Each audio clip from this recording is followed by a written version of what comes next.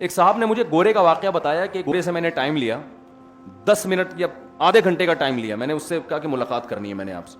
اب گورا جو ہے نا وہ پڑھا لکھا گورا تھا, اس کا ایک زندگی کا ہدف ہے بھائی, اس کو سامنے رکھ کے زندگی گزارنی ہے نا.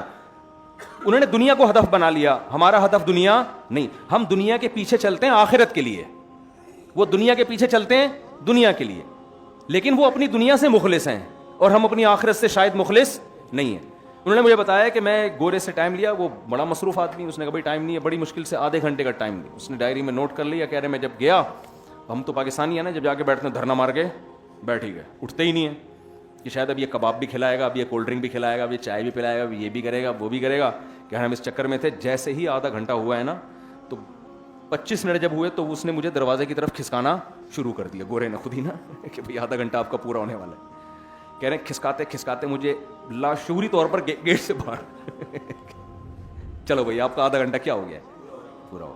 کیوں بھائی, اس کا ایک مقصد ہے, وہ سمجھ رہا ہے بھائی میں نے یہاں تک پہنچنا ہے, یہ میری زندگی کا ایک ہدف ہے. اس کے لیے اس نے اپنے ٹائم کو مینیج کیا ہوا ہے, اسکیجول بنایا ہوا ہے, ایک شیڈول بنایا ہوا ہے, اس میں اس کے پاس آدھا گھنٹہ ہی تھا آپ کو دینے کے لیے, لہذا وہ کامیاب ہے, دنیا میں کامیاب ہے. وہ الگ بات ہے کہ وہ حقیقت میں وہ ہے کامیاب ہے نہیں. دنیا میں کامیاب کا مطلب نظر آتا ہے کہ اس نے جو ہدف تھے وہ حاصل کر لیے ہیں, لیکن ہدف سے جو مقصد تھا وہ پھر بھی حاصل نہیں. اس کی مثال ایسے ہے جیسے ایک آدمی کہتا ہے میں 1 کروڑ روپے میں اپنی آمدن لا کے چھوڑوں گا, تو بھائی ٹھیک ہے تیری آمدن 1 کروڑ روپے ہو گئی, لیکن اس 1 کروڑ کا مقصد تھا خوشی, سکون, ٹینشن نہیں, وہ پھر بھی ختم نہیں ہوئی, تو اس کا فائدہ کیا؟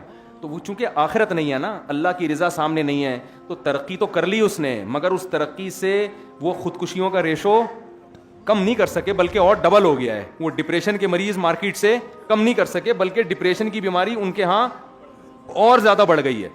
وہ آپس کے وہ بڑے انہوں نے ورک شاپس کرواتے ہیں, تھینک یو سے بات شروع کرو, تھینک یو پہ ختم کرو, بہت محبت اخلاق, مگر لوگ اس کے بعد بھی اپنے ابا اماں کو گھر میں رکھنے کے لیے تیار نہیں ہے. وہ تھینک یو بہت بہت ان کے یہاں اخلاق آداب تمیز بہت ہے گوروں کے یہاں, لیکن جو حقیقت ہے کہ یار جو قریبی رشتے, میں اکثر کہتا ہوں یہ جو لبرل لوگ ہیں نا, ان کی اخلاق کی مثال ہوتی ہے جیسے ایئر ہوسٹس کی اخلاق. ایئر ہوسٹس آپ سے بہت محبت سے بات کرتی ہے, بہت تمیز سے بات کرتی ہے, آپ سمجھتے ہو بہت اچھے اخلاق کی ہے, لیکن بھائی اگر یہ اپنے ابا کے سے بھی ایسے ہی بات کر رہی ہے, اپنے شوہر سے بھی ایسے ہی بات کر رہی ہے, اپنے بھائیوں سے بھی, تو پھر تو بہت اچھے اخلاق ہیں. یہاں جو یہ مسکراہٹیں بکھیر رہی ہے تو یہ اچھے اخلاق نہیں ہیں, یہ کمپنی کی طرف سے آرڈر ہے. میں نہیں کہہ رہا سارے گورے اس پیسے لے کے مسکرا رہے ہوتے ہیں, لیکن جو آپ کے اخلاق کے سب سے زیادہ اہل ہیں وہ ہیں جنہوں نے آپ کو, جو آپ کی زندگی کا ذریعہ بنے. جو ریلیشن ہے نا, قریبی رشتے, وہ ختم ہو چکے ہیں وہاں پہ.